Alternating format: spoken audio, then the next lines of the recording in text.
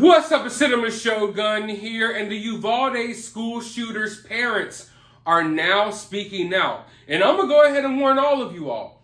What they have to say is probably going to piss you off because I know it pissed me off. But before we get into all of that, I want to touch on a few things. Now, when it comes to any news story in general, I always automatically assume that there is more to the story.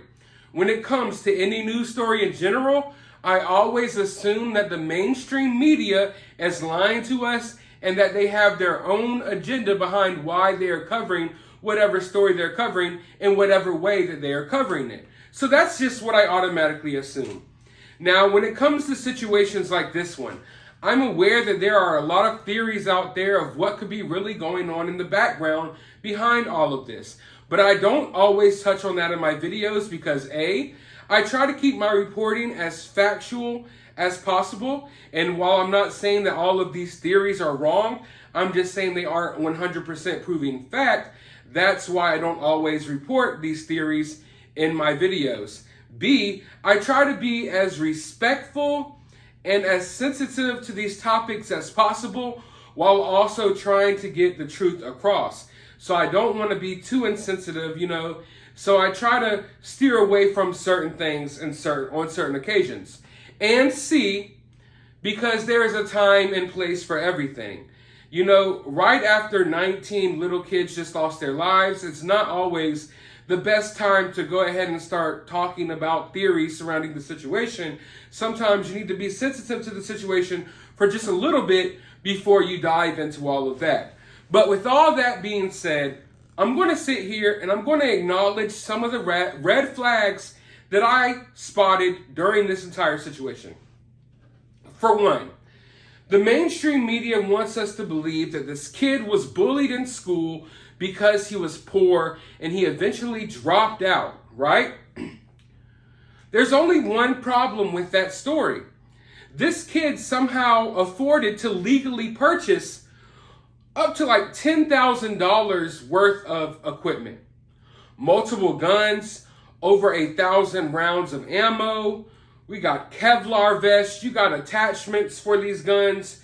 You got all types of stuff that this guy had in his possession that he supposedly purchased legally, even though he was supposedly getting bullied in school for being poor. So which is it? Is this kid bullied for being poor? Or does this kid have enough money to just go willy-nilly and just buy whatever guns and equipment that he wants? It does not add up. All of this equipment, these guns, they're expensive. I don't believe that some kid who is poor could afford this stuff. Hell, I couldn't afford the type of stuff that this kid had. So I think that's a question that we really need to get to the bottom of. You know what I mean? Why is the mainstream media telling us that this kid was poor and bullied, yet he had roughly around $10,000 worth of equipment? And what they found on his person at the time isn't everything that he had. Now, I've seen a lot of people questioning, how did he have this truck? Well, he stole the truck from his family, so the truck wasn't his. But as far as the guns, the vests, the rounds, all of the other equipment he had, those are things that he supposedly purchased himself legally. I find that very hard to believe that a kid that is just turned 18, was he working fast food or he didn't even have a job, high school dropout who was bullied because he always wore the same clothes, somehow had money to buy all of this stuff. So I find that extremely, extremely odd. Also, one of the original stories was that he was getting in arguments with his grandmother about not graduating. And I kind of find that to be rather odd as well because this kid has slowly dropped out of high school a couple of years ago. So it's not like this was a new situation that was happening. I believe all of the stories that we're told about this kid are bogus. Now, there were rumors that were spreading online that this kid was trans and he had some gender identity issues, and people were sharing photos of someone that wasn't even him. So I'm not sure if this kid was confused about his gender or not. That's something the mainstream media has decided to stay really silent on, and we all know why. When it comes to these school shootings or mass shootings in general, when a mass shooter fits a certain demographic, they want to dive all into their life and figure out every aspect of what they had going on, try to tie them to white supremacy and whatever else they can. But when a shooter doesn't meet that certain demographic, they don't want you to look into the shooter at all. So there are these rumors spreading around that this kid was confused about his gender. Now, like I stated, they started sharing fake photos that weren't him. But there are people that went to his school that said that he was bullied at one point because he was posting pictures wearing mascara and things like that. And then when I look at his picture, this does look like someone who may be possibly confused here.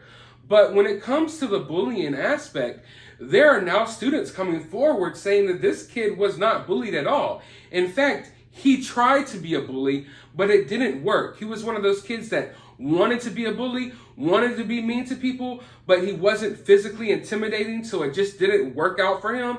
So they're saying that this kid was always basically a bad person. He hurt animals, what have you. But one thing all of these shooters have in common is that not the mainstream media, but the FBI, local law enforcement, local school, officials, local kids, they all knew that this guy was an issue.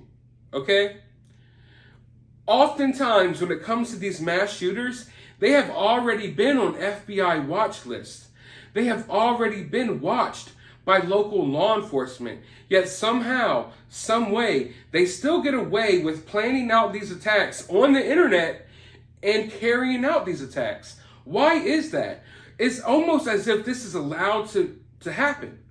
I don't want to dive too deep down the conspiracy theory rabbit hole here, but from the outside looking in, when you know as much information as I do, and you know that all of these mass shooters somehow, some way end up on the FBI watch list, but nothing is done about it, you have to question yourself.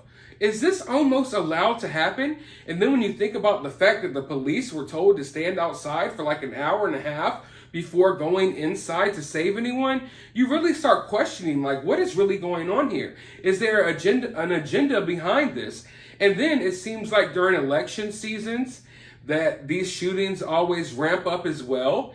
So, it's really weird. It's really weird. And I just want to acknowledge that I know that it's really weird. Now, I'm not going to sit here and go into full details about it, but people, listen, I'm right there with you all. I understand how you guys feel. I understand fully that this stuff is weird.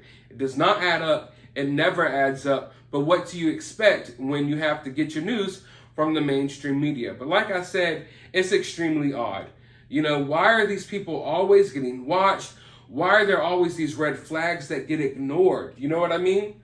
Whereas people get arrested every day for petty crimes. People get arrested every day for petty crimes, yet these shooters are always on these FBI watch lists. They half the time are putting out videos online or, writings online talking about what they're going to do, and nothing is done about it. We have to have a conversation in this country. I think parents need to start talking to their kids about how to spot these mental health red flags, and that they need to say something. Because there were plenty kids that knew that this kid was giving off these weird vibes and that he was talking about buying guns. He was talking about shooting up schools. There were kids that had that information, but instead of going to someone and telling them about it, they just gossiped about it back and forth between their peers. We need to have these kids be able to point these things out, acknowledge it, and start to tell people. And I don't want to hear, oh, they're just kids, they can't do that. These kids know how to play Fortnite. They know how to download whatever damn app you can think of, and they know how to work that app. These kids can spot some red flags, and they can tell people about it. That's the conversation everyone needs to have with their child, starting today, starting tomorrow. Don't let time keep going by. Have these conversations. If these children spot red flags, say something to someone. You're not a snitch if you're trying to save someone's lives. People need to start speaking up. Now, talking about speaking up, the parents of the shooter are now speaking up. And the mother had some things to say, and she was recently interviewed, and man, this is making my head hurt.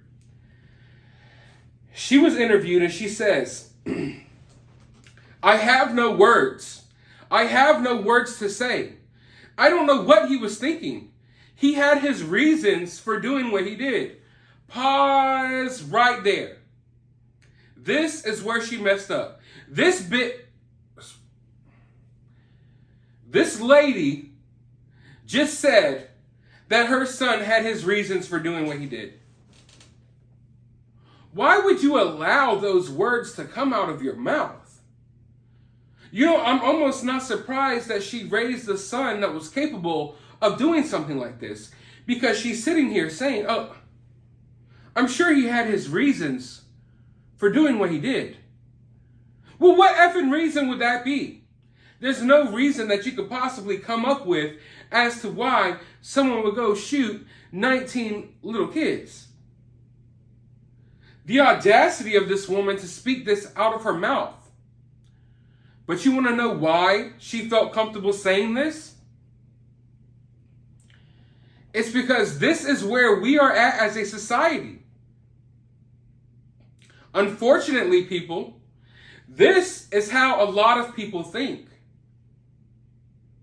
They think that just because you went through something, just because you're a victim of something, that's an excuse for you doing whatever the hell you want to do.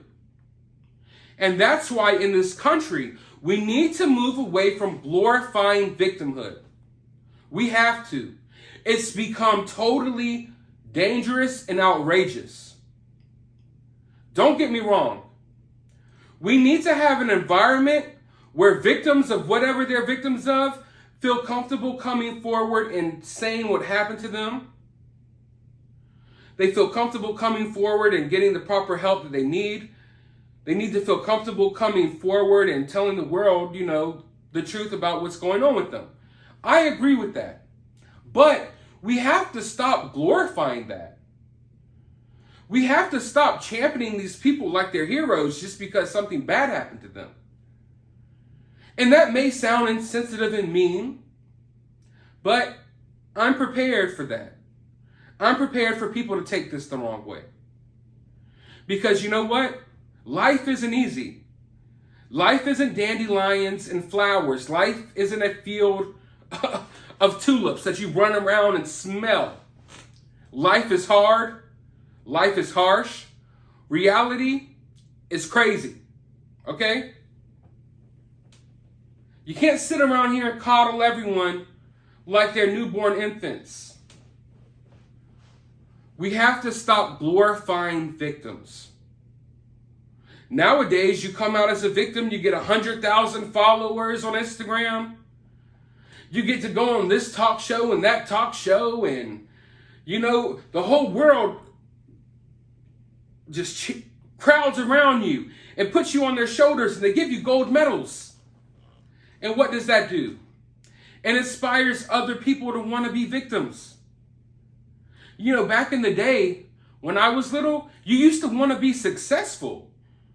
You used to strive to live a good life and hopefully not to have anything bad happen to you. In today's day and age, people are literally doing things to themselves in order to claim victimhood status.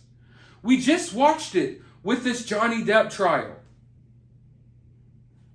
AH wanted that victimhood status so she could get raised on the shoulders of people, so she could be the face of a whole movement. Because being a victim is very profitable in today's society. And I don't just mean profitable with money, I mean with attention, acknowledgement. So what we have here, folks, is a whole generation of young kids who are trying to figure out how they could be a victim so they could get the same amount of attention, so they could get the same amount of love, so they could get the same amount of whatever that they're looking for. We have to stop boosting up victims as if it's a cool thing. It's not cool to be a victim. I remember when being a victim used to be, I don't want to say it's a bad thing, but it used to be a horrible thing. Not like, oh, you're a horrible person for being a victim, but oh my God, it's horrible that you went through this. You know, I'm glad that I didn't have to go through what you went through. But now, kids are like, oh, you went through that? I need to go through the exact same thing so I can get 40 likes on Instagram and I can get 100 new followers. That's the mentality of people these days. And we have to move away from that.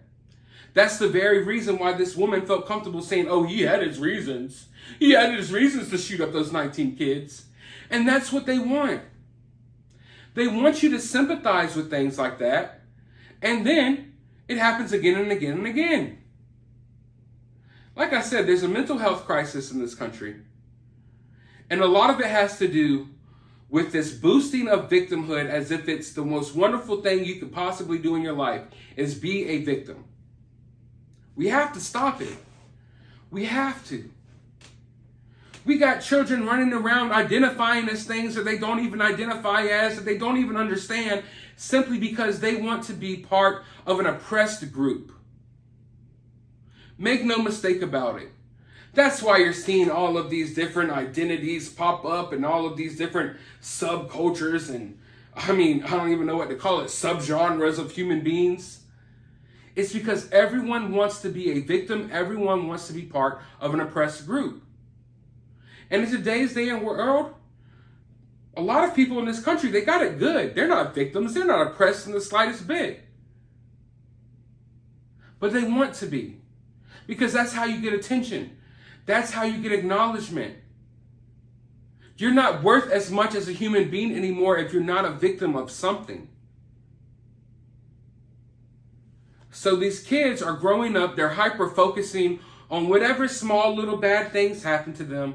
They're hyper-focusing on whatever mean things people say. They're hyper-focusing on depression and what have you, because they want to be a victim. Because now, being a victim is being cool.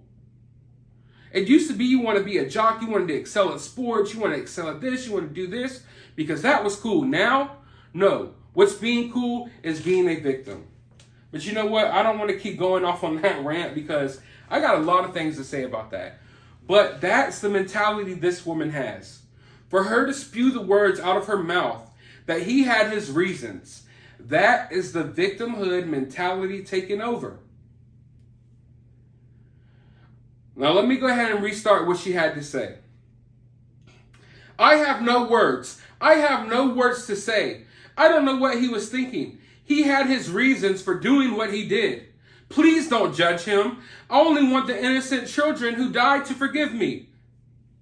Forgive me. Forgive my son. I know he had his reasons. And then the reporter asked her, well, what would those reasons be? To get closer to those children instead of paying attention to other bad things? I have no words. I don't know.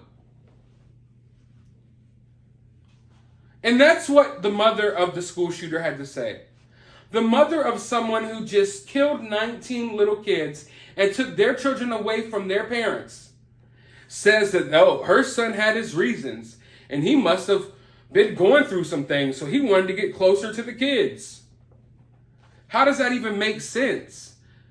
I'm stopping myself right now from going on a cussing tirade. You know, 30 years ago, I don't think these words would have ever come out of someone's mouth. But because of the day and age, because of the way our society is working right now, people think that this is okay to say. She would have been better off not saying anything. I understand that this is her kid. I understand that this is a difficult situation for her. But for her to voice that he had his reasons, it blows my mind. It absolutely blows my mind. And then as my mind is getting blown by it, I'm getting drugged back down to earth because I realize, no. This isn't that crazy. Because everyone thinks this way these days. Not everyone. Hopefully, most of you all watching this video don't think this way.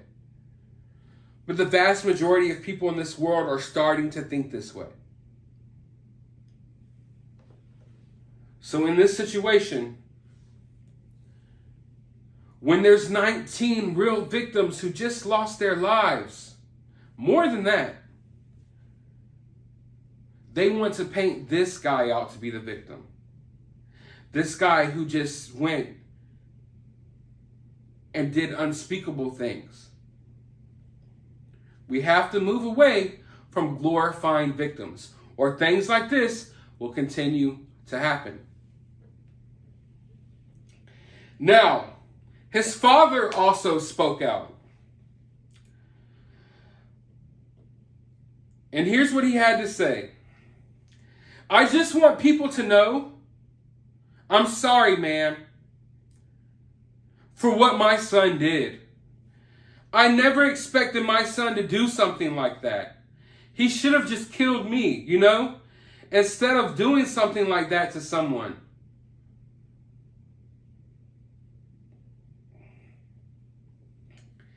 His father, the shooter's father, said that he was at work the day of the shooting and only learned from his own mother calling to tell him in a panic.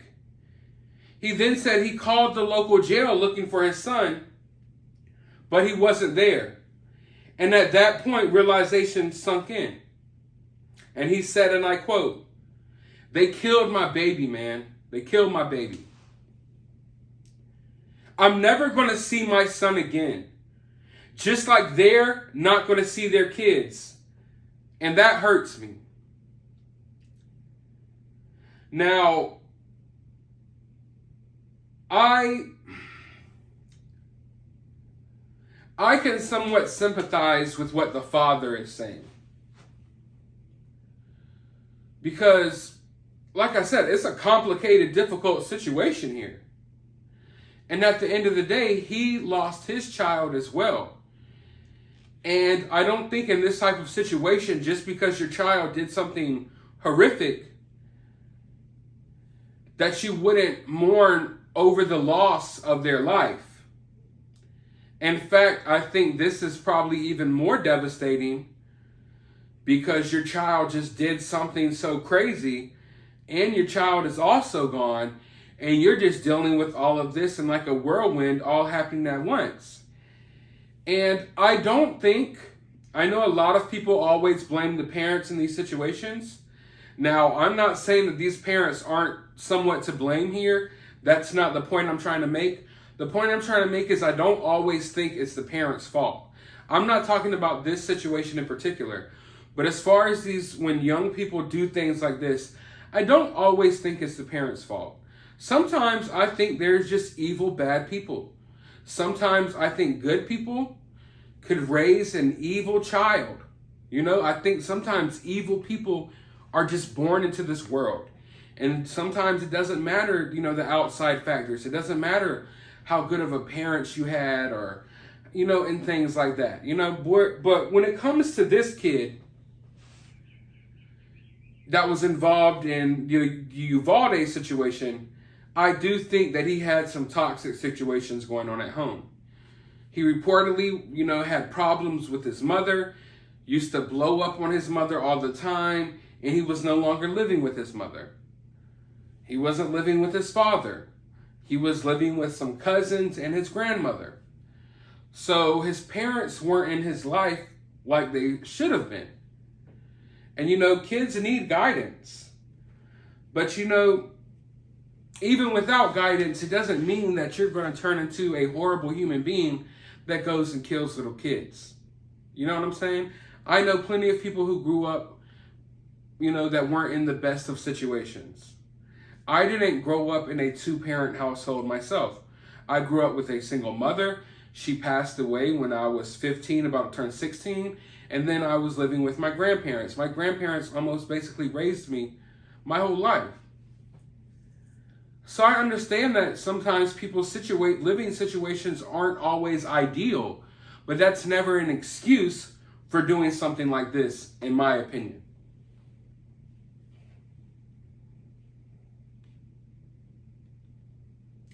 Now, despite the horrific situation that he carried out on Tuesday, the father insisted that his son was a good person who stuck to himself. He claimed to have no idea why his son became so violent or why he chose to target the school. But he said he did notice one change in his son in recent months. A pair of boxing gloves he purchased and started testing out at a local park. I said, "Mijo, one day someone's going to kick your ass." I started seeing different changes in him like that. So it appears that this kid was very angry, and I'm not sure why. Of course, it probably stems from some things at home. But it goes to show that this whole bullying thing that the mainstream media wants to run with every time in this situation, it's not necessarily always the case. This kid, I think as a kid, everyone goes through a certain extent of bullying, at least a little bit. But this kid had boxing gloves that he would take to the park and just try to fight random people. That's not someone who's getting bullied. That's someone with issues. That's a bully, if you ask me. But no, they want to paint out the victimhood. They want him to be a victim so other kids will glorify him. Other kids who are getting bullied in school will look up to this kid, and then they will carry out situations just like he did. It's a revolving door, people. That's what's happening. A school shooting happens. Some kids who are getting bullied at another school, they watch the news, they realize, oh, that kid was bullied? Oh, he was a victim, he had all these things done to him? Maybe I should do the same thing. It's a revolving door. It's been going on since Columbine, okay? These school shooters are glorified by certain people because they are viewed as victims, and victimhood status is like gold in America's society.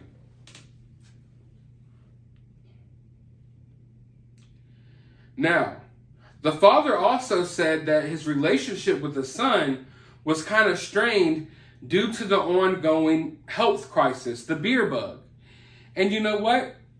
I made a point early on when all of the lockdown started that once it ends, we're going to see a lot of crazy stuff. You don't lock people down. You don't force people to do things for like 2 years straight and expect that people are going to just handle it normally. No, a lot of people went off the deep end during that. A lot of people were separated from their loved ones during that situation. And unfortunately, we're now seeing the results of that, okay?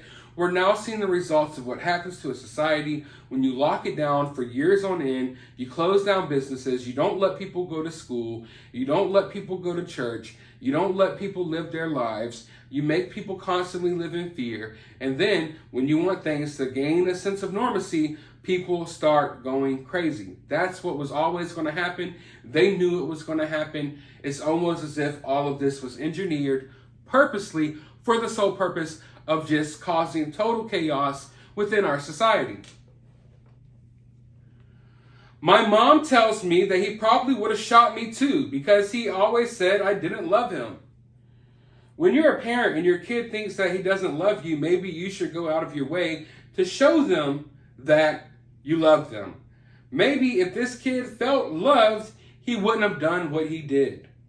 Okay? I think that's a possibility here. Now, former classmates and families confirmed that the younger... Actually, let me rewind back. The father actually faulted the mother for not buying him more school supplies and clothes. He said his son was bullied at school for wearing the same high-water jeans every day, and that this was the reason he ultimately dropped out. Now, okay, he was bullied, wore the same clothes every day, he was poor, so instead of buying new jeans and going to school, he bought like $10,000 worth of equipment and decided to kill people? All right, whatever. That's what they want us to believe. That's what they want us to believe. There's rumors out there, not sure how true they are, that the tension that he was actually having between his parents, his grandparents, or what have you, was all due to like his cross-dressing and wanting to identify as something else, and that he was just confused. We're not sure how true those rumors are. We will never find out the truth because that's part of a protected class, and you can't touch on things like that. No, you can't.